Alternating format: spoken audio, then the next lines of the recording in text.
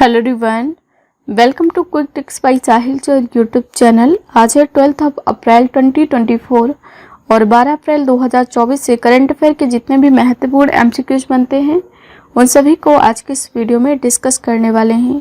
साथ ही साथ additional fact भी डिस्कस करेंगे जिनसे आप सभी के एग्जाम्स में क्वेश्चंस पूछे जाते हैं। So first of all revision कर लेते हैं प्रीवियस क्लास का। और देखिए अभी जो इसरो की चंद्रयान 3 टीम है इसको जॉन एल जैक सिगर्ट जूनियर पुरस्कार मिला है। और इसरो जो है ये भारत की स्पेस एजेंसी है। विश्व होम्योपैथी दिवस यह भी 10 अप्रैल को मनाया गया है। आइसलैंड के अगले प्रधानमंत्री के रूप में वज्रनी बेनेडिक्सन को नियुक्त किया गया है। शक्ति संगीत और नृत्य महोत्सव का आयोजन संगीत नाटक अकादमी के द्वारा किया जाएगा। 16वें वित्त आयोग के पूर्णकालिक सदस्य के रूप में मनोज पांडा को भी जल्द ही नियुक्त किया गया है। भारत का पहला निजी पृथ्वी अवलोकन उपग्रह टाटा के द्वारा लॉन्च किया गया है। और देखिए म्यांमार का एक सिटवे बंदरगाह है, इस पर परिचालन नियंत्रण भारत के द्वारा हासिल किया गया है। और माउंट एवरेस्ट पर कचरा इकट्ठा करने के लिए एक अभियान नेपाल की सेना के द्वारा चलाया गया है। एयर इंडिया ने अभी जयराज सनमुगम को वैश्विक हवाई अड्डा परिचालन का प्रमुख नियुक्त किया है। सुविधा पोर्टल जो है अभी इसको लॉन्च किया गया है भारतीय निर्वाचन आयोग के द्वारा। अब देखते हैं आज की क्लास का जो फर्स्ट क्वेश्चन है, राष्ट्रीय सुरक्षित मातृत्व दिवस किस दिन मनाया गया है। तो अभी देखिए जो नेशनल सेफ मदरहुड डे है 2024 का, यह सेलिब्रेट किया गया है 11 अप्रैल को, यानी कि ऑप्शन बी जो है इस प्रश्न का सही जवाब हो जाएगा। और इसको मनाने का मेन पर्पज़ क्या है, यानी कि यह क्यों मनाया जाता है। तो हर साल 11 अप्रैल को राष्ट्रीय सुरक्षित मातृत्व दिवस के रूप में मनाया जाता है। और इस अभियान की शुरुआत इस बार जो की गई है व्हाइट रिबन अलायंस इंडिया के द्वारा इसको शुरू किया गया है। राष्ट्रीय सुरक्षित मातृत्व दिवस मनाने का जो मेन पर्पज़ है यह है कि जो गर्भावस्था, प्रसव और पोस्ट डिलीवरी और जो गर्भवती महिलाएं हैं इनको स्वास्थ्य से संबंधित सेवाओं के प्रति जागरूक करना, यह मेन पर्पज है जो नेशनल सेफ मदरहुड डे मनाया जाता है 11 अप्रैल को इसका। ठीक है। और देखिए अप्रैल मंथ में अब तक जो महत्वपूर्ण डेज सेलिब्रेट किए गए हैं उनको भी डिस्कस कर लेते हैं। साथ ही साथ जिनकी थीम आपके एग्जाम में पूछी जाने की पॉसिबिलिटीज है उनको भी देख लेते हैं। जैसे कि अभी 1 अप्रैल को उत्कल दिवस यानी कि ओडिशा राज्य की स्थापना दिवस के रूप में मनाया गया है। और देखिए 2 अप्रैल को विश्व ऑटिज्म दिवस के रूप में मनाया गया है। और जो ऑटिज्म से पीड़ित लोग होते हैं उनको उसके प्रति अवेयर करने के पॉइंट ऑफ व्यू से 2 अप्रैल को विश्व ऑटिज्म दिवस के रूप में मनाया जाता है। अभी जो 2024 में वर्ल्ड ऑटिज्म डे के रूप में मनाया गया है उसकी थीम है एम्पावरिंग ऑटिस्टिक वॉइसेस। ठीक है, ये थीम भी आपको याद रखना है। और देखिए 3 अप्रैल को हिंदी रंगमंच दिवस के रूप में मनाया गया है। और देखिए जो हिंदी रंगमंच दिवस 2024 में मनाया गया है इसकी थीम क्या है, तो थिएटर और शांति की संस्कृति, ये थीम है। 4 अप्रैल को अंतर्राष्ट्रीय खदान जागरूकता दिवस के रूप में मनाया गया है। और जो 4 अप्रैल 2024 को अंतर्राष्ट्रीय खदान जागरूकता दिवस के रूप में मनाया गया है इसकी थीम आपसे एग्जाम में पूछी जा सकती है। सो इसकी थीम आपको याद रखना है, जीवन की रक्षा, शांति का निर्माण। 5 अप्रैल को भी राष्ट्रीय समुद्री दिवस के रूप में मनाया गया है। राष्ट्रीय समुद्री दिवस 2024 की जो थीम है भविष्य को नेविगेट करना और सुरक्षा पहले। 6 अप्रैल को विश्व और शांति के लिए अंतर्राष्ट्रीय खेल दिवस मनाया गया है। 7 अप्रैल को विश्व स्वास्थ्य दिवस के रूप में मनाया गया है। विश्व स्वास्थ्य दिवस 2024 की जो थीम है ये थीम आपसे एग्जाम में पूछी जा सकती है। थीम है मेरा स्वास्थ्य मेरा अधिकार। 10 अप्रैल को विश्व होम्योपैथी दिवस के रूप में मनाया गया है। और देखिए जो 10 अप्रैल को विश्व होम्योपैथी दिवस के रूप में 2024 में मनाया गया है इसकी थीम आपको याद रखना है, होम्यो परिवार एक स्वास्थ्य एक परिवार। ठीक है। नेक्स्ट क्वेश्चन, गणगौर महोत्सव 2024 कहाँ मनाया गया है। तो देखिए यह जो गणगौर महोत्सव है ये भगवान शिव और पार्वती जी को डेडिकेटेड है। और यह जो महोत्सव है यह राजस्थान राज्य में मनाया गया है, यानी कि ऑप्शन बी जो है इस प्रश्न का सही जवाब हो जाएगा। और देखिए जो गोवा है गोवा में इंटरनेशनल पर्पल फेस्ट का आयोजन किया गया है। 2024 का जो इंटरनेशनल पर्पल फेस्ट है इसका आयोजन गोवा में हुआ है। और लद्दाख का महत्वपूर्ण त्यौहार है लोसर महोत्सव। ये एग्जाम में कई बार पूछा जाता है। लोसर महोत्सव और साथ ही साथ अभी खुबानी खिलना महोत्सव का भी आयोजन किया गया है लद्दाख केंद्र शासित प्रदेश में। और जो नागालैंड राज्य है, नागालैंड का जो हॉर्नबिल महोत्सव है ये बहुत ही ज़्यादा फेमस है। ये एग्जाम में कई बार पूछा जाता है एसएससी जैसे एग्जाम में। सो नागालैंड का जो हॉर्नबिल महोत्सव है ये आपको याद रखना है। और देखिए जो राजस्थान राज्य है, राजस्थान की कैपिटल है जयपुर। इस राज्य का गठन 30 मार्च 1949 को हुआ है। और राजस्थान राज्य के जो मुख्यमंत्री हैं इनका नाम है श्री भजनलाल शर्मा। राज्यपाल हैं श्री कलराज मिश्र। राजस्थान में जो लोकसभा की सीटें हैं 25 है। राज्यसभा सीटों की संख्या 10 है। विधानसभा सीटों की संख्या 200 है। आधिकारिक भाषा हिंदी और जिलों की संख्या 50। राजस्थान के जो महत्वपूर्ण राष्ट्रीय उद्यान हैं ये एग्जाम में पूछे जाते हैं, जैसे कि केवला देवी रणथंभौर, सरिस्का डेजर्ट और मुकुंदरा हिल्स। यह प्रमुख जो राष्ट्रीय उद्यान है ये है राजस्थान राज्य के। नेक्स्ट क्वेश्चन, राष्ट्रीय महिला हॉकी कोच के रूप में किसे नियुक्त किया गया है?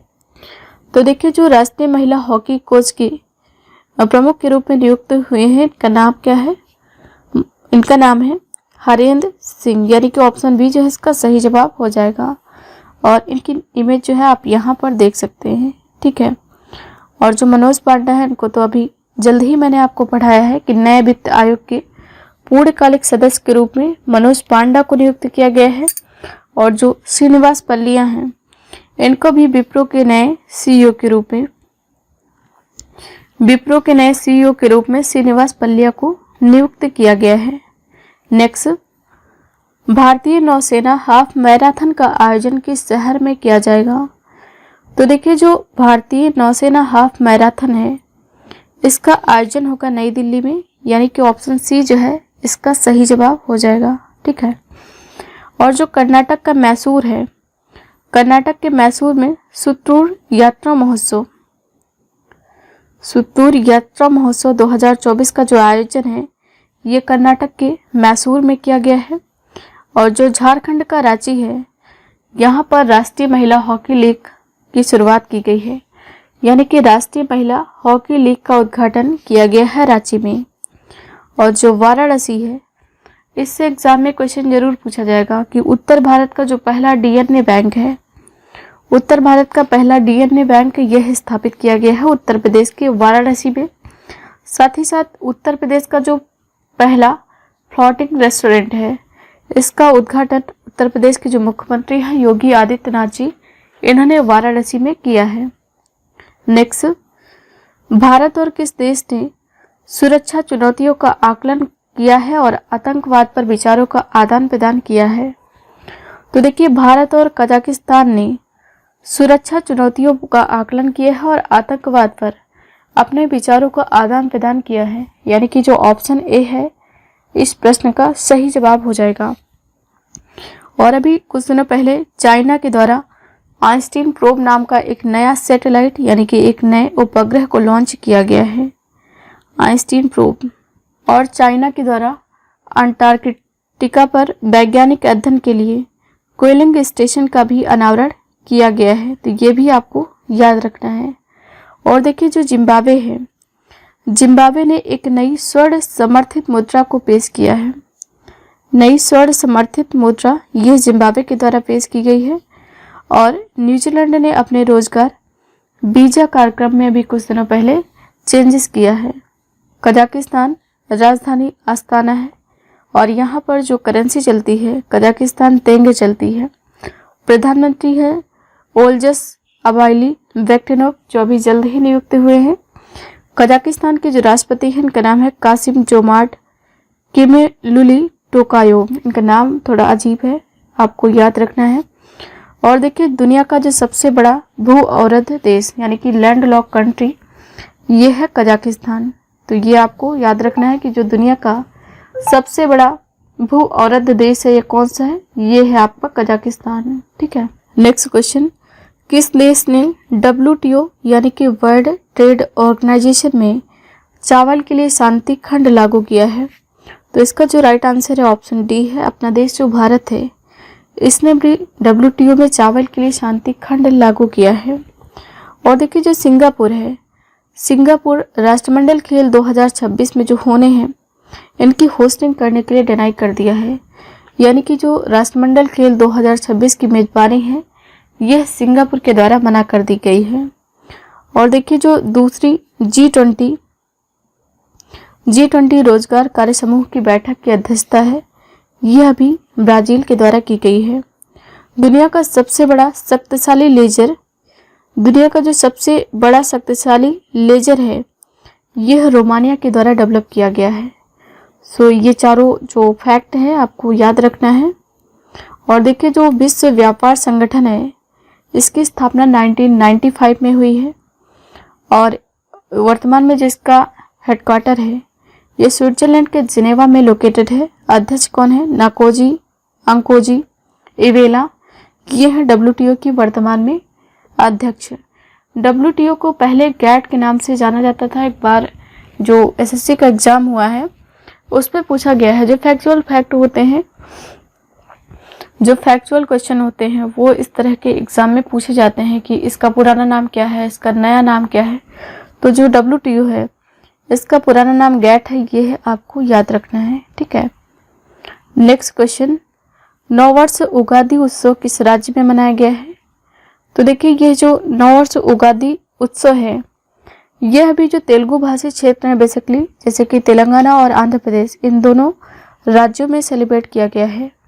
यानी कि जो ऑप्शन सी है इसका सही जवाब हो जाएगा। ठीक है। नेक्स्ट, हाल ही में पीटर हिग्स का निधन हुआ है, वे कौन थे? तो ये एक साइंटिस्ट यानी कि वैज्ञानिक थे।